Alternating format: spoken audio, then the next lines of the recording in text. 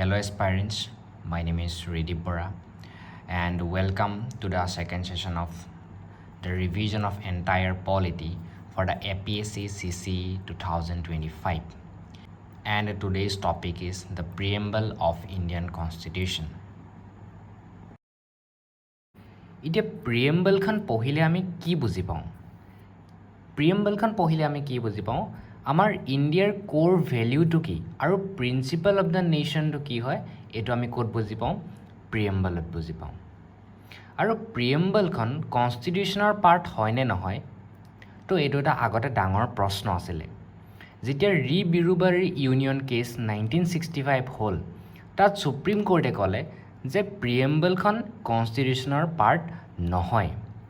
কিন্তু আকৌ পিছত যেতিয়া Kesavananda Bharati versus state of Kerala case 1973 হ'ল তাত কিন্তু আকৌ সুপ্ৰিম কোৰ্টে এই নিজৰ জাজমেণ্টটো উল্টা কৰি দিলে আৰু ক'লে যে প্ৰিএম্বলখন পাৰ্ট অফ দ্য কনষ্টিটিউশ্যন হয়।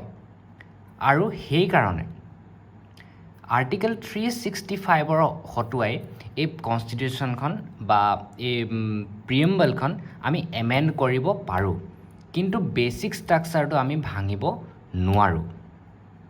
আৰু আমাৰ কনষ্টিটিউশ্যনখনত কি কি মেনশ্যন কৰা হৈছে? কনষ্টিটিউশ্যনত আমাৰ চ'ৰ্চ অফ দ্য কনষ্টিটিউশ্যন পাৱাৰটো ক'ৰ পৰা আহে? পাৱাৰটো ক'ৰ পৰা আহে? মানুহৰ হাতৰ পৰা আহে।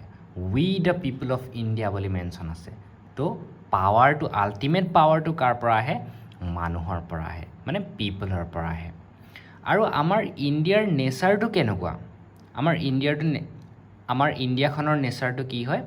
ছ'ভিয়েৰিন, ছ'চিয়েলিষ্ট, ছেকুলাৰ, ডেম'ক্ৰেটিক আৰু ৰিপাব্লিক হয়। এতিয়া ছ'ভিয়েৰিন মানে কি? ছ'ভিয়েৰিন মানে হৈছে আমি বেলেগ এখন কাণ্ট্ৰিৰ ইনফ্লুৱেঞ্চত আমি কাম নকৰোঁ। আমি যদি এটা ডিচিজন ল'বলগীয়া হয় তো ইণ্ডিয়াই অকলেহে ডিচিজন ল'ব। তেওঁ বেলেগ এখন কাণ্ট্ৰিৰ পৰা অৰ্ডাৰটো ফ'ল' নকৰে। তো এইটো মানে হৈছে ছ'ভিয়েৰিন। আৰু ছেকুলাৰ মানে কি? আমাৰ ইণ্ডিয়াৰ কোনো ষ্টেট ৰিলিজন নাই, আমি এখন ধৰ্ম নিৰপেক্ষ কাণ্ট্ৰি হয়। আৰু ছ'চিয়েলিষ্ট মানে হৈছে কি? চবৰ হাততে সমান সমান পাৱাৰ থাকিব। আৰু ডেম'ক্ৰেটিক মানে কি? চবৰ হাততে আমি আমাৰ ভোট দিবৰ পৰা কেপাচিটি আছে। আমি নিজৰ ৰিপ্ৰেজেণ্টেটিভ আমি ক'লৈ পঠিয়াওঁ? লেজিছলেটিভ এছেম্বলিলৈ পঠিয়াওঁ বা লোকসভালৈ পঠিয়াওঁ। আৰু ৰিপাব্লিক মানে কি? ৰিপাব্লিক মানে হৈছে আমাৰ head of the state is elected. এতিয়া আমাৰ হেড অফ দ্য ষ্টেট কোন হয়? এতিয়া হেড অফ দ্য ষ্টেট হয় আমাৰ প্ৰেছিডেণ্ট। আৰু প্ৰেছিডেণ্টজন এজন ইলেক্টেড বডি হয়। কিন্তু আমি প্ৰেছিডেণ্টক ডাইৰেক্ট ইলেকশ্যন নকৰোঁ। প্ৰেছিডেণ্টৰ ইলেকশ্যন কেনেধৰণে হয়? ইনডাইৰেক্ট ইলেকশ্যন হয়, ইনডাইৰেক্ট। আৰু আমাৰ কনষ্টিটিউশ্যনত আৰু কি মেনশ্যন আছে? কনষ্টিটিউশ্যনত অবজেক্টিভ, আমাৰ ষ্টেটখনৰ অবজেক্টিভ কি হয়? ইয়াত এতিয়া ষ্টেট মানে অসম, বিহাৰ সেইখন ষ্টেটক বুজোৱা নাই। ইয়াত ষ্টেট মানে হৈছে এটা বেলেগ ষ্টেট, যিটো আৰ্টিকল 12ত মেনশ্যন আছে। আৰু আমাৰ অবজেক্টিভকেইটা কি কি হয়? লিবাৰ্টি, জাষ্টিছ, ইকুৱালিটি আৰু ফেটাৰ্নিটি। এতিয়া লিবাৰ্টি মানে কোনখিনি লিবাৰ্টিৰ কথা কৈছে? লিবাৰ্টি কৈছে thought, expression, faith, believe and worship, তাৰ লিবাৰ্টিৰ কথা কৈছে। আৰু জাষ্টিছ মানে কি কৈছে? কোনকেইটা জাষ্টিছৰ কথা কৈছে? এইকেইটা হৈছে বহুত ইম্পৰ্টেণ্ট হয়, এইকেইটা প্ৰিলিমছত অহা দেখা যায়।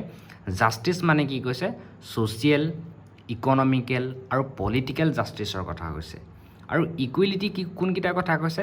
ষ্টেটাছ আৰু অপৰচুনিটিৰ ইকুৱেলিটিৰ কথা কৈছে।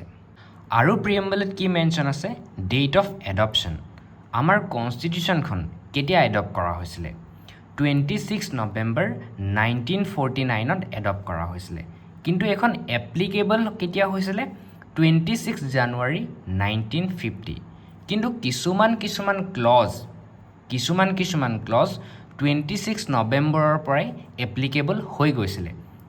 আৰু বাকীখিনি যিখিনি এপ্লিকেবল হোৱা নাছিলে তো সেইখিনি কেতিয়াৰ পৰা হৈছিলে? দ্য মেজৰিটি সেইখিনি হৈছিলে 26 জানুৱাৰী 1950।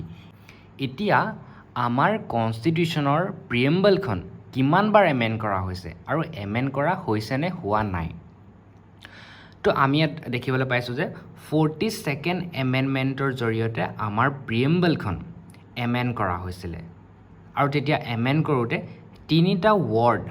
তিনিটা শব্দ আমাৰ প্ৰিএম্বলত ইনক্লুড কৰিছিলে আৰু সেইকেইটা হৈছে ছ'চিয়েলিষ্ট ছেকুলাৰ আৰু ইণ্টিগ্ৰিটি আৰু প্ৰাইম মিনিষ্টাৰ কোন আছিলে 1976ত কোন আছিলে ইন্দিৰা গান্ধীৰ টাইমত এই তিনিটা শব্দ প্ৰিএম্বলত ইনক্লুড কৰা গৈছিলে আৰু আমাৰ প্ৰিএম্বলখন জাষ্টিচেবল হয় নে নহয় আমি প্ৰিএম্বলখন যদি ফ'ল' নহয় আমি কোৰ্টৰ ওচৰত যাব পাৰোঁ নে নোৱাৰোঁ তো প্ৰিএম্বল ইজ নট জাষ্টিচেবল এইখন জাষ্টিচেবল নেচাৰ নহয় আৰু প্ৰিএম্বলখন এমেণ্ড কৰিব পৰা যায় নে নাযায় তো প্ৰিএম্বলখন এমেণ্ড কৰিব পৰা যায় according to the article 368 with a special majority it is special majority মানে কি 2/3 of the member present and voting কি বুলি কয়